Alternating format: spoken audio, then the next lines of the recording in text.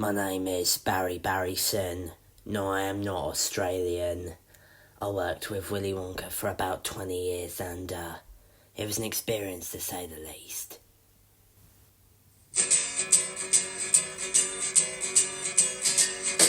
For 19 of the 20 years that I worked for Willy Wonka, it was actually a pleasant experience. I mean, I had just graduated from law school when he hired me, and I was kind of excited to be getting a job so quickly.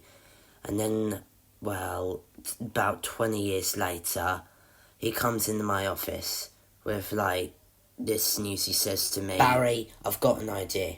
We're going to send out 5 golden tickets in Wonka bars, and the kids who find them get a tour of the factory and a lifetime supply of chocolate. And I say, okay, I guess we can do a marketing promotion. And then he's telling me how he shipped them out last night. I'm like, why did you do that without telling me? And where did you even send them? Well, he tells me, they're all over the globe. And I'm like, oh, great, so we're basically running an international legal lottery. So later that day, I'm having lunch with Stephen in the break room. Stephen is kind of the leader of the Oompa Loompas, I suppose. And anyway, so Stephen says to me, you don't know about the songs yet, do you? And I'm like, what songs? Alright, Oompa Loompas, if you don't sing lines of the words, you will be shot. Oompa Loompa, Oompa Loompa. You better not forget them, hey? I've got a perfect puzzle. A few weeks go by and I'm noticing drastic drops in the Oompa Loompa stuff. I mean, they must have halved and I'm not even sure why. Barry might not know why so many Oompa Loompas went missing in those weeks, but I certainly do. Wonka had us doing music practice for 13 hours straight. So anyway, then the kids start finding the golden tickets. And we all know how that turned out. I'm eating the Wonka bar, but I taste the ticket. I just knew Augustus would find a golden ticket. Unfortunately, with all the chocolate he eats, he has stage 2 diabetes. And then the second ticket was found by Veruca, who is literally Satan. Daddy, I want a golden ticket now. Veruca, sweetheart, I'm not a magician. We were never going to find it immediately. And then the third ticket was found by Violet Beauregard, daughter of Sam and Scarlet Beauregard. I'm a gun sure, mostly. But when I heard about these ticket things, I laid off the gun. Switched to candy bars. Hi, friend. Sam Beauregard here. Square Deal Sam to you with all of today's great giveaway bargains. The finest values you'll get anywhere in the entire country. What are you doing in my chair? Next time you're in Miles City, Montana, don't forget to visit. And then the fourth ticket was found by Mike Teavee, who seemed more upset than anything over winning because it cut into his Minecraft speedrun. I calculated just where to look. An idiot can do it. Son.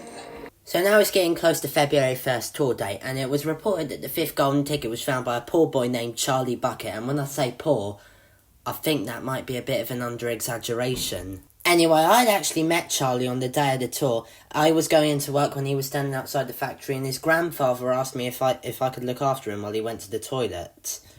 So anyway, I'm speaking to Charlie, and then he's telling me how he's really worried about something that happened the night before. So I ran home and showed my family the golden ticket, and my Grandpa Joe was really excited because he really wanted to go. But then my parents were like, no, you're too old, and then he goes, Charlie, could you go upstairs while I have a quiet word with your parents? So I go upstairs, and what do I hear? I heard 5 loud bangs sounding kind of like gunshots, and I run back downstairs, and only Grandpa Joe is sitting on the bed. Everyone's gone outside to investigate those loud bangs, Charlie. Well, I guess you'll have to come to the factory with me then. Am I proud of what I did? No. But I will do anything if it means I get to go into that chocolate factory. So now it's February 1st, right? And the last thing I see before I go inside for work is all the ticket winners standing side by side. And I think each one of them had their own ambitions for what they wanted to do in there. I'm keeping my eyes on the prize. I'm going to look for things I want my daddy to get me. I'm going to be bored. You think Wonka's got any video games in there?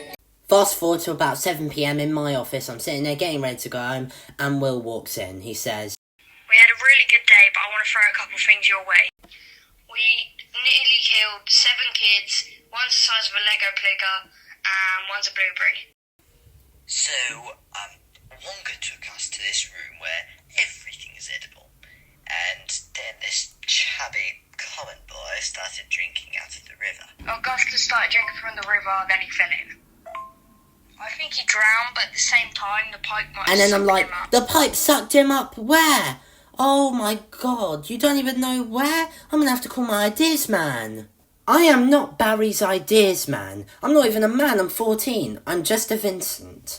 Anyway, I'm up in the English countryside doing a job for this really nice vampire lady. Really, like AnnaSophia Robb type, if you know what I mean.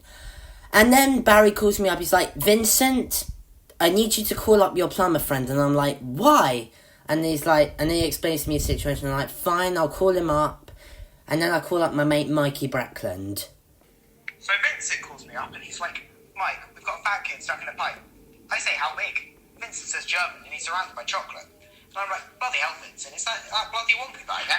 Because I installed that chocolate river. Yeah, this factory has history with Mikey Breckland. He installed the chocolate river. He weren't too happy about it. I mean, it took him 5 months, but he got there in the end. Anyway, Willy continues telling me how the tour went, and he's like... So we went to the gun room, and that one girl's name that I can't remember snatched a piece of gum.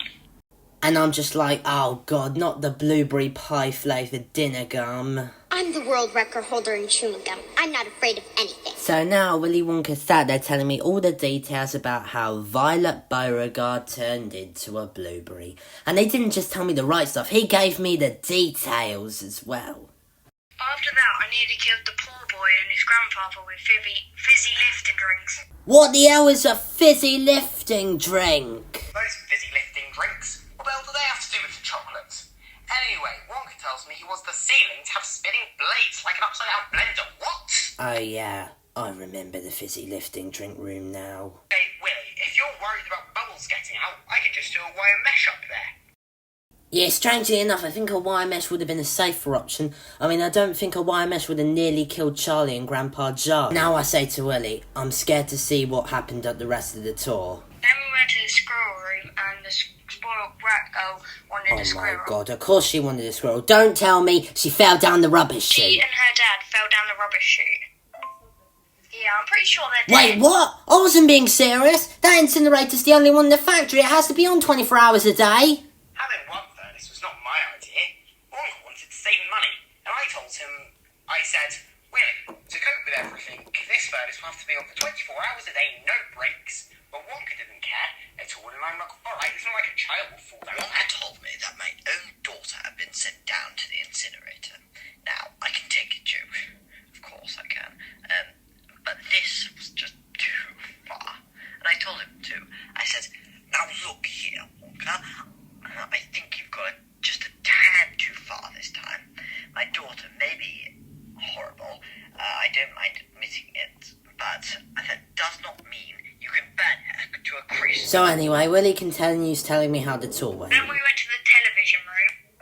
I gotta be honest, I never believed in the television room. I mean, object teleportation is absolutely an advancement in science, but why are we using it on chocolate? And I think Mike Teavee actually agreed with me. I think he's a genius, but he's an idiot. But I'm not.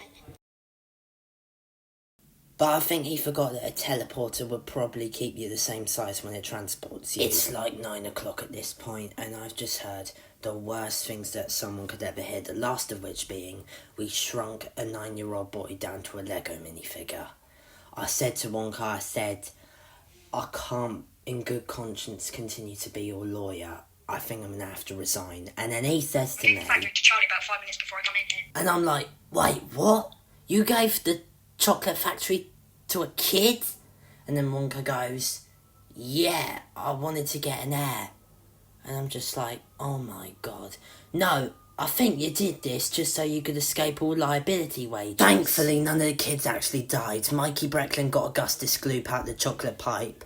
However, there was no sign of his mother, who was also pushed into the chocolate river by Stephen. Everybody thought the fat boy was dead, but no, he was just in a chocolate coma. However, there was no saving Veruca's salt. We were able to turn off the furnace, however she and her dad were covered in third-degree burns. We were able to squeeze Violet Beauregard back to normal, but now she was permanently blue. And when Sam Beauregard found out, he was not happy. I'm getting with you for this, Wonka. It's the last thing I ever do. I got a blueberry for a daughter.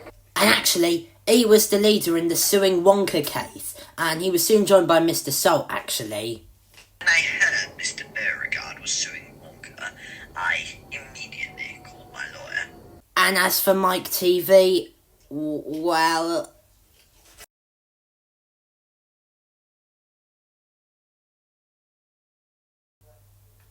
What are you looking at?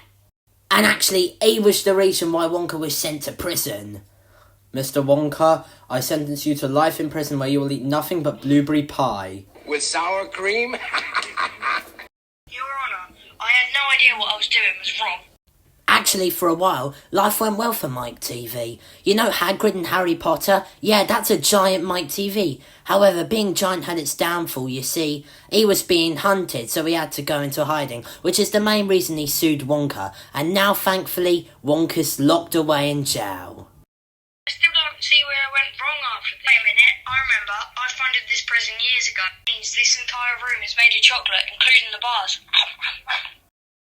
That was a fun career selling chocolate to people. I wonder what I'll do next.